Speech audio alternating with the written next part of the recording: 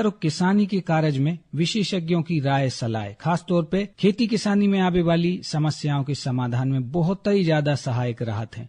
तो खेती किसानी की आपकी समस्याओं के समाधान के लाने किसानी के विशेषज्ञ हमारे स्टूडियो में पधारत हैं और आप किसान भैयारों की किसानी की इन समस्याओं की बहुत उम्दा और उपयोगी से समाधान आप तक पहुंचाते हैं। आज के अपने साप्ताहिक क्रम हेलो किसान वाणी में विशेषज्ञ पधार चुके हैं डॉक्टर आशीष त्रिपाठी जी, जो कि प्रमुख वैज्ञानिक हैं कृषि विज्ञान केंद्र सागर में। डॉक्टर साहब, आपको हमारे कार्यक्रम में खूब स्वागत है और हमारे तमाम किसान श्रोता भैया हैं ये समय की अपनी किसानी की समस्याओं के समाधान के लाने हमसे जुड़ रहे हैं, तो कार्यक्रम की शुरुआत कर रहे हैं हम अपने इन किसान श्रोता भैया से।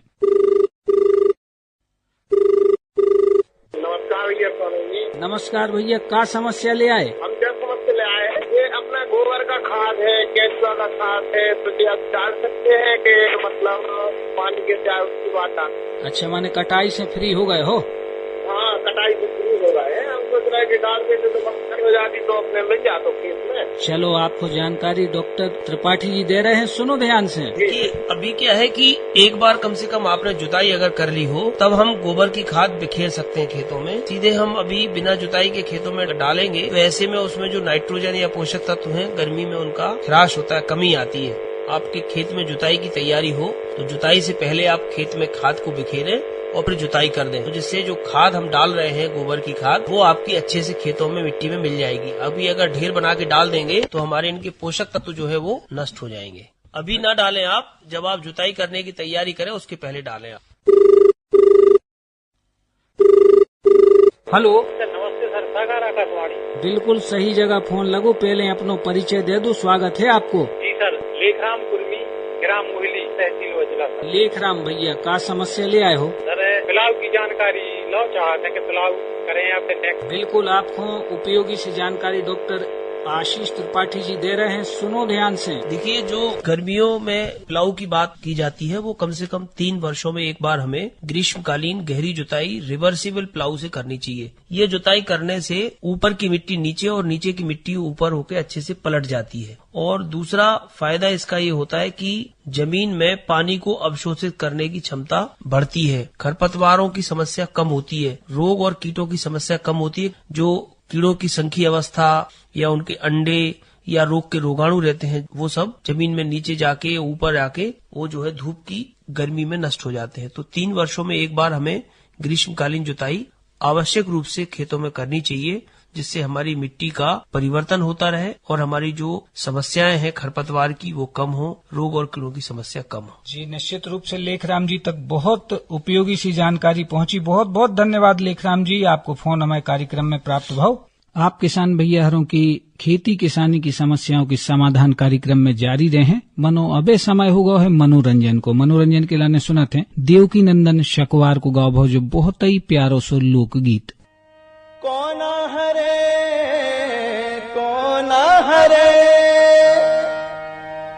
कोना हरे मोरी पीर कन्हैया बिन कोना हरे मोरी पीर कन्हैया बिना कोना हरे मोरी पीर कोना हरे कोना हरे मोरी कोना हरे मोरी पीर कन्हैया बिना कोना हरे मोरी पीर कन्हैया बिना कोना हरे मोरी पीर कन्हैया बिना कोना हरे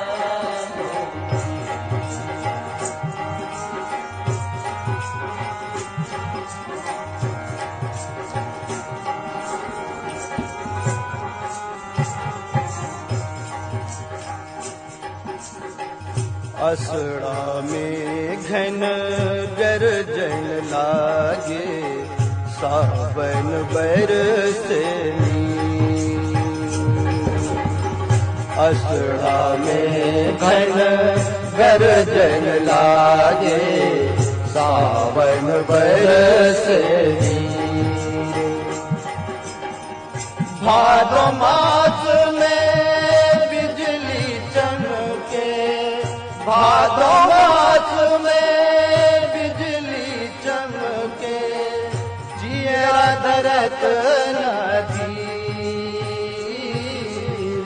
कौन हरे मोरी पीर, कन्हैया बिना कौन हरे मोरी पीर, कौन हरे मोरी, कौन हरे, कौन हरे मोरी पीर, कन्हैया बिना कौन हरे मोरी पीर, कन्हैया बिना कौन हरे मोरी पीर, कन्हैया बिना कौन हरे मोरी पीर।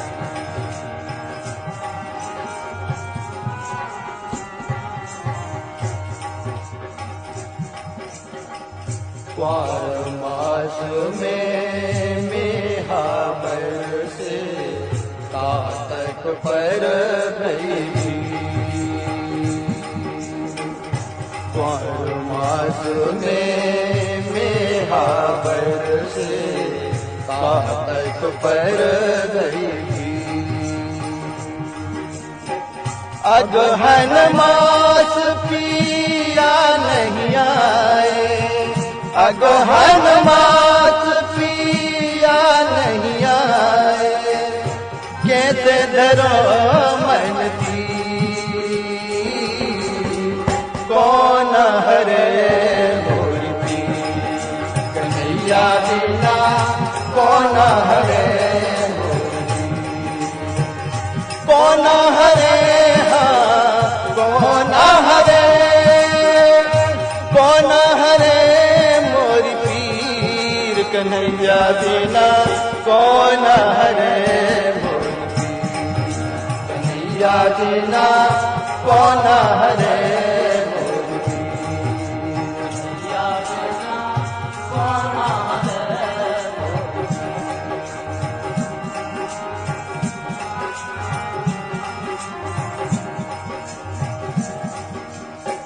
पूस मास में जाड़ लागे, माओ में कपट सरी,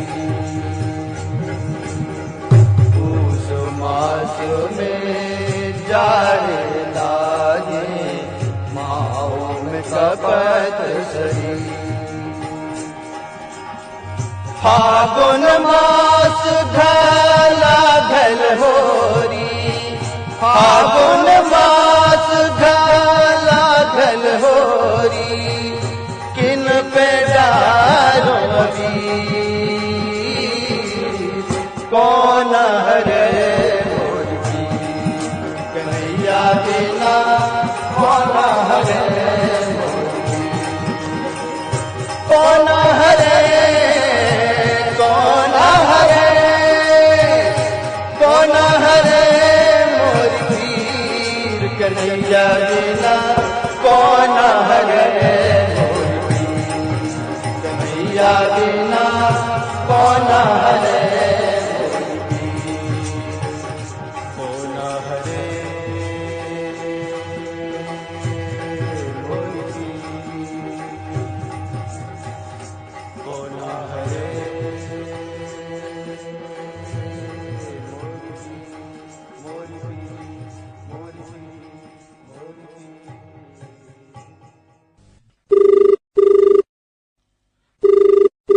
हेलो, हेलो, स्वागत है आपको हेलो किसान वाणी कार्यक्रम में। नमस्कार। नमस्कार भैया, अपनो परिचय दे दूं पहले। सर तहसील कुमारा से बोल रहे सर, जिला छतरपुर, सूरज लोधी। सूरज भैया स्वागत है। का समस्या ले आए सूरज भैया? मूंग को समय सर निकल गया, है आ रहा हूँ। चलो जायद में मूंग बहु चाहत हो और सही समय की जानकारी हमारे सूरज भैया चाहते हैं। चलो आपको उपयोगी सी जानकारी डॉक्टर आशीष त्रिपाठी जी दे रहे हैं, सुनो ध्यान से।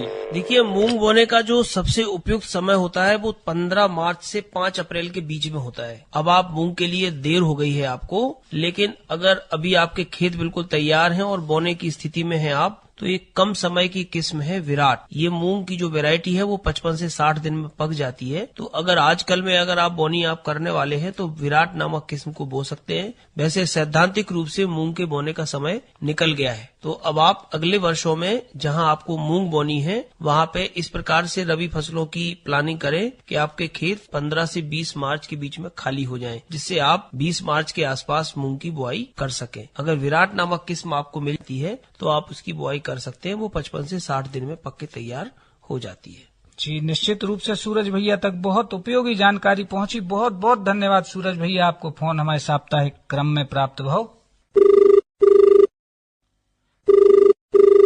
Hello hello किसानवाड़ी।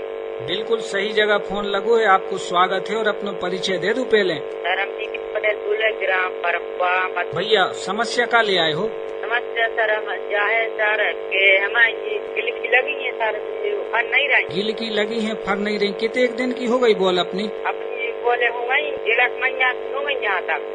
चलो आपकी समस्या को उम्दा से समाधान आपको मिल रहा हो, सुन लो ध्यान से। देखिए ऐसा है कि गिलकी में या जो भी कद्दू वर्गीय सब्जियां हैं उनमें फूल तो लगते हैं लेकिन फलों का लगना नहीं हो पाता। ये जो नर और मादा फूल है उनका अनुपात बिगड़ने की वजह से होता है। तो आप पोषक तत्व प्रबंधन करें, जो आपने थाले बनाए होंगे जिसमें बीज बोया होगा उनकी गुड़ाई कर दें, उसमें गोबर की खाद और NPK जो 12-32-16 है या 14-35-14, और यदि नहीं मिल पाता तो आप 18-18-18 या 19-19-19 इसको गोबर की खाद में मिक्स करके 50 ग्राम प्रति गड्ढे के मान से डाल दें। और सॉल्युबल जो फर्टिलाइजर है NPK या आपका नैनो DAP, इसका आप स्प्रे करें तो आपको जो फल है वो फल लगने का काम हो जाएगा। दूसरी बात ये कि कीटनाशी का छिड़काव हमेशा शाम के समय करें आप। यदि हम दिन में या सुबह सुबह कीटनाशी का छिड़काव कर देंगे तो हमारे जो मित्र कीट हैं वो नष्ट हो जाते हैं, और मित्र कीट नष्ट होने से परागण की क्रिया बाधित होती है। तो आप परागण की क्रिया बाधित ना हो इसके लिए आप कीटनाशी का छिड़काव शाम के समय करें। जी बहुत बहुत धन्यवाद, आपको फोन हमारे कार्यक्रम में प्राप्त हुआ। ये बीच एक और श्रोता लाइन पे हैं। हेलो हेलो, कहाँ से बोल रहे भैया? स्वागत है आपको साप्ताहिक क्रम में। हम मेलगंज से बोल रहे हैं, रवि सिंह भदौरिया जी। रवि भैया का चल रहा है और का समस्या है किसानी में इन दिनों? अभी तो मूंग की बोनी की है तो उसमें क्या है, जो पत्ते हैं उसके वो सूख रहे हैं थोड़े थोड़े करके। अच्छा, कितने दिन की बोनी हो गई अपनी? वो हो गई 8-10 दिन की। 8-10 दिन की बोनी हो गई और पत्ता सूख रहे हैं। चलो आपकी समस्या को समाधान आप तक पहुंच रहा हो, सुनो ध्यान से। कि सिंचाई का जो काम है वो आप शाम के समय करें, सुबह करें या शाम को करें, दिन में सिंचाई न करें।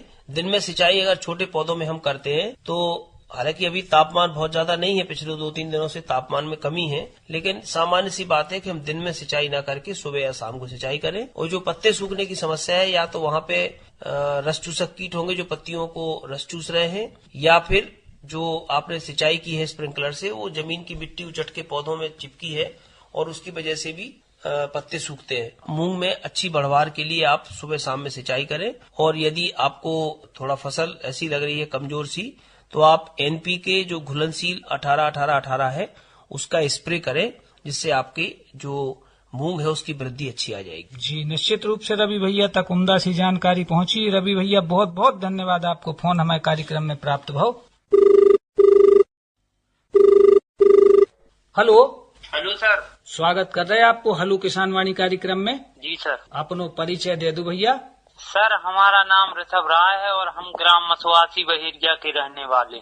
ऋषभ भैया का चल रहा हो किसानी में, का समस्या ले आए? सर हमने मूंग बोई थी, 10 दिन हो गए हैं। हाँ 1.5 एकड़ जगह में बोई थी। हाँ वह बिर्री जमी है। बिर्री जमी है। हाँ। चलो आपको उम्दा सी जानकारी डॉक्टर आशीष त्रिपाठी जी दे रहे हैं, सुन लो ध्यान से। देखिए अब कम जमी है, 1 वर्ग मीटर यानी 1x1 में आपके अगर 40 से 50 पौधे हैं तो उसको बिर्रा नहीं कहेंगे हम। उसको आप सिंचाई करके और जो DAP का स्प्रे है या NPK का स्प्रे है उसको आप करें तो फसलों की जो हमारी बढ़ोतरी है, मान लो खासतौर से मूंग की, वो अच्छी हो जाएगी। और जो आपका दूर दूर पौधे हैं वो आपके जल्दी से बढ़ के और उस जगह को कवर कर लेंगे। तो आपको बिल्कुल निश्चिंतता से आपको इसमें अच्छे से प्रबंधन करना है पौधों को, कि उनमें कोई कीड़े न लगे, कोई बीमारी न लगे। और बढ़वार के लिए आप नैनो DAP या NPK 19-19 या 18-18-18 का छिड़काव कर सकते हैं। हाँ भैया, कछु और समस्या है का? हाँ सर, क्या समस्या है कि हमें हमारी खेती की मिट्टी परीक्षण करवाने थी।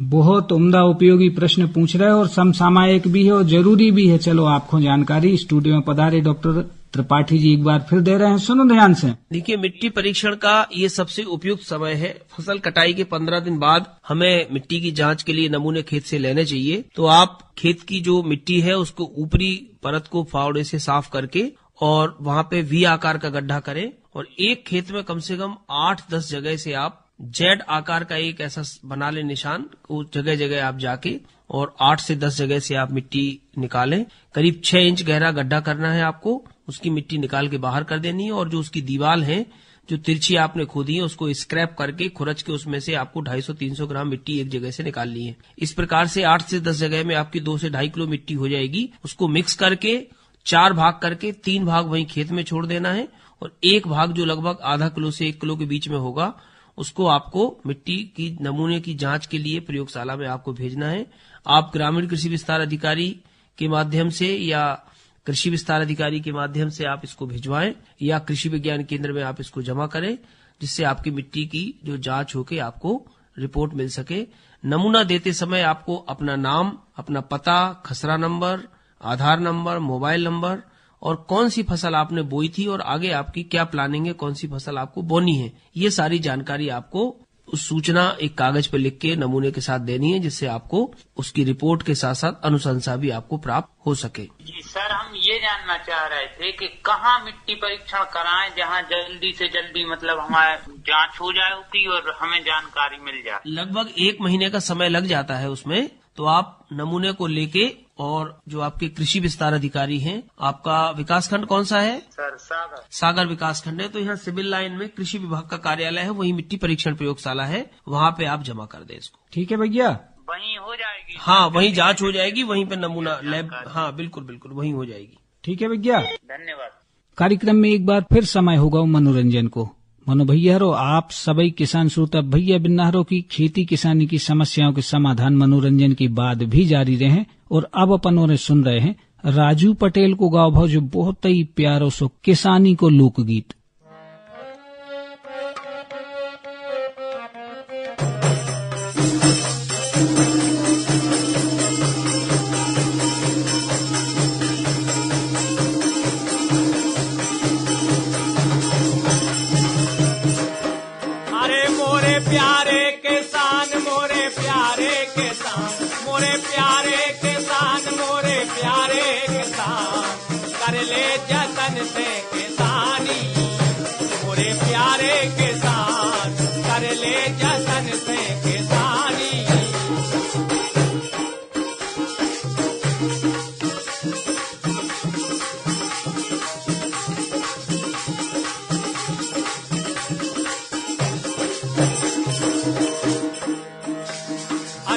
जतन से करो किसानी हुई है ना हैरानी, ये बड़े जतन से करो किसानी हुई है ना हैरानी, भैया हुई है ना हैरानी।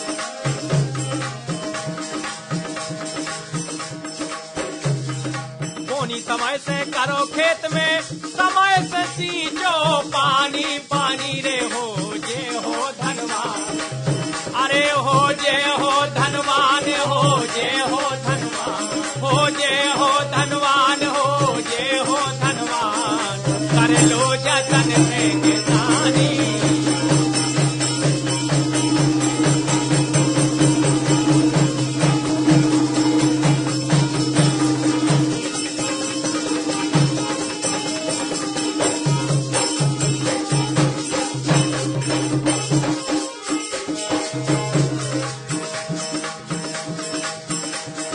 खरपतवार पनपने पावे करके निदाई उखाड़ो, ये खरपतवार पनपना पावे करके निदाई उखाड़ो, भैया करके निदाई उखाड़ो।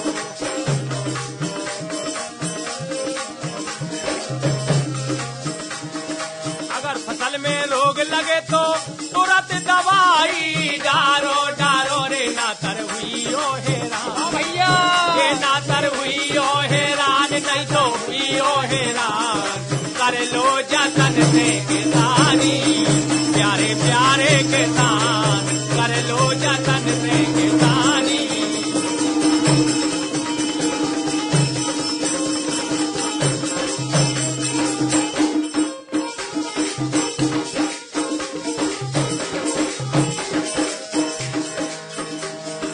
अपने खेत में सबसे पहले देसी खाद ही डालो, अपने खेत में सबसे पहले देसी खाद ही डालो भैया, देसी खाद ही डालो भैया। अपने खेत में सबसे पहले देसी खाद ही डालो। प्रमाणिक और अच्छे बीज ही अपने खेत में डालो, बनियो नाया ज्ञान, अरे बनियो नाया ज्ञान, बनियो नाया ज्ञान, कर लो जतन से किसानी।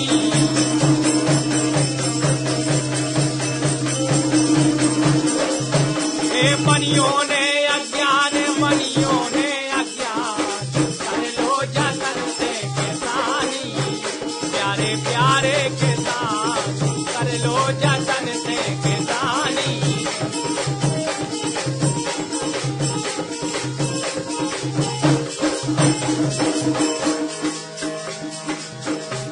अरे आलू भट्टा टमाटर गोभी और लगा दो भाजी भैया, और लगा दो भाजी।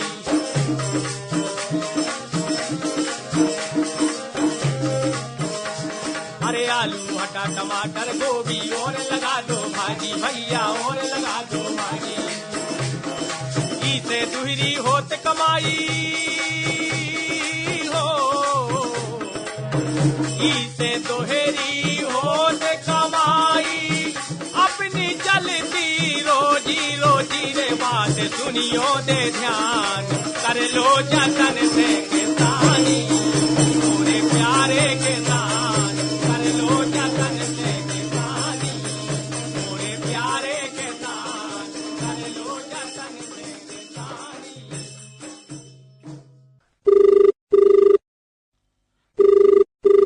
हेलो, हेलो, स्वागत है आपको हेलो किसान वाणी कार्यक्रम में। हाँ भैया, हम रामलाल बोल रहे हैं, रामलाल यादव। रामलाल भैया कहाँ से बोल रहे? थाने से बोला भैया। स्वागत है भैया, क्या समस्या ले आए किसानी में? भाई समस्या ये है कि हमारे हमने जो लौकी की बीज लगाए थे, हाँ, तो उनमें फूल तो आने लगे हैं, लेकिन फूल झड़ रहे हैं, और जो अपनी लौकी है उनके जऊगा भी आ रहे हैं, तो ये जऊगा भी सूख रहे हैं, मुरझा रहे हैं भैया। चलो भैया, आपकी समस्या को समाधान डॉक्टर त्रिपाठी जी दे रहे हैं, सुनो ध्यान से। देखिए ऐसा है, लौकी जो आपने लगाई है तो आपने फर्टिलाइजर का उपयोग शुरुआत में हमें लगता बिल्कुल नहीं किया होगा या बहुत कम किया होगा।